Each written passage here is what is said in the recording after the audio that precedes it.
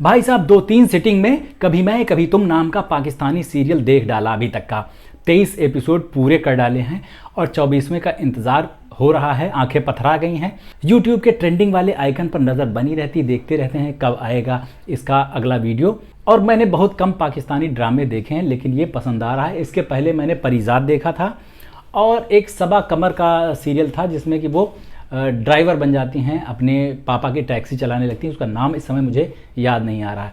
परिजात मुझे बेहद पसंद आया। उसकी कहानी बहुत लंबी चौड़ी थी और बहुत अच्छी थी। हालांकि सबसे अच्छी चीज़ यही लगती है कि वो बहुत आराम से 30-35 एपिसोड्स में निपटा देते हैं। लेकिन ये वाला जो है कभी मैं कभी तुम, इससे मुझे बहुत ज़्यादा उम्मीदें इसलिए नहीं थी क्योंकि लव स्टोरीज़ में मुझे खासी दिलचस्पी नहीं है और मैं उसको बहुत ज़्यादा देखने की तरफ बढ़ता भी नहीं हूँ। इसको मैंने सिर्फ इसलिए लगा के देखना शुरू कर लिया कि इसमें शायद मेरे काम का कुछ मिल जाए, जैसे कि मैं लिखता हूँ तो शायद इसमें से कुछ निकल आए। पर जब देखने लगा तो भाई साहब फिर रुका नहीं गया, पूरा देख डाला अभी तक का। और ये कहने में मुझे कोई गुरेज नहीं कि इसकी राइटिंग बड़ी ज़बरदस्त है।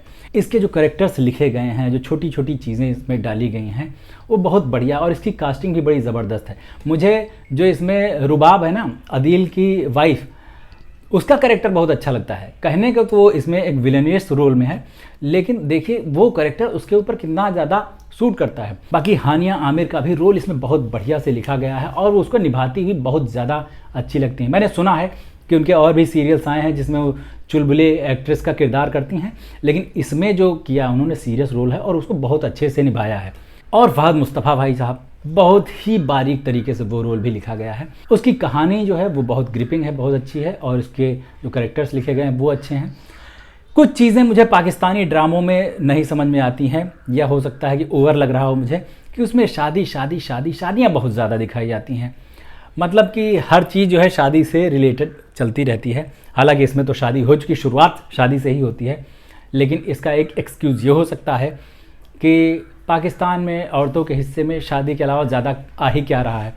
वहाँ का हिसाब किताब देखा जाए तो अभी भी वो भारत से शायद 20-30 साल पीछे नज़र आता है। वहाँ की गाड़ियाँ देख के, वहाँ की बाइक्स वगैरह देख के ये समझ में आता है कि अभी वहाँ पर विकास की वो बयार नहीं पहुँची है जो भारत में आ चुकी है।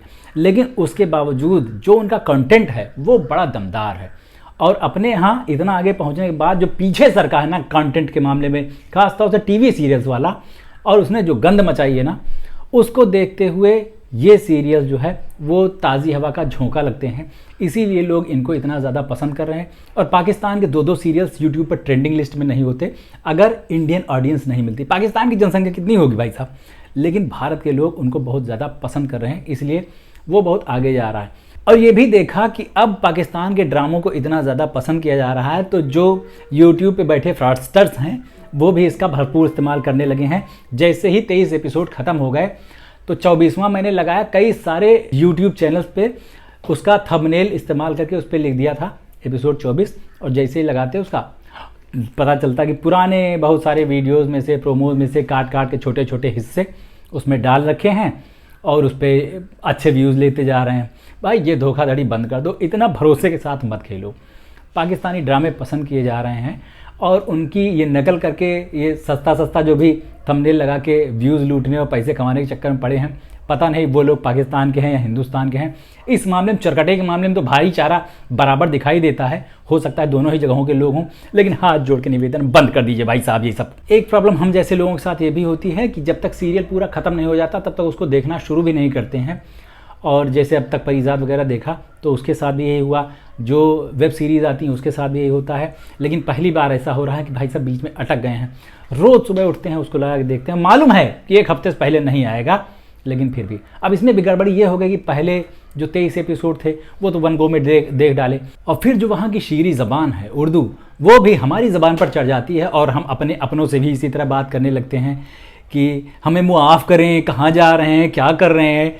तो ये मज़ा आने लगता है और इसको लोग नोटिस भी कर लेते हैं, भाई साहब पाकिस्तानी सीरियल कुछ ज़्यादा ही देखे जा रहे हैं। तो भाई सब मज़ा तो आ रहा है इसको देखने में। इसके पहले भी मैंने एक वीडियो बनाया था पाकिस्तानी ड्रामों के ऊपर कि यहाँ पर क्यों ट्रेंड हो रहे हैं।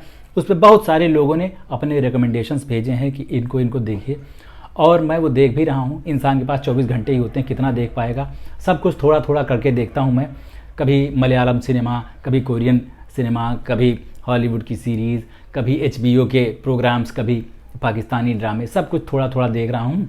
और जैसे ही नंबर लगता रहेगा मैं इनको भी लिस्ट बना के निपटाता जाऊँगा। आप रिकमेंड करते जाइए बिना किसी वहमो गुमान के, बिना किसी शर्म और संकोच के।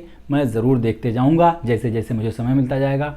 मेरा ये वीडियो आपको कैसा लगा बताना ज़रूर, और मेरे इस चैनल को सब्सक्राइब कर लीजिए। अभी चलते हैं, लौट के मिलते हैं। नमस्ते।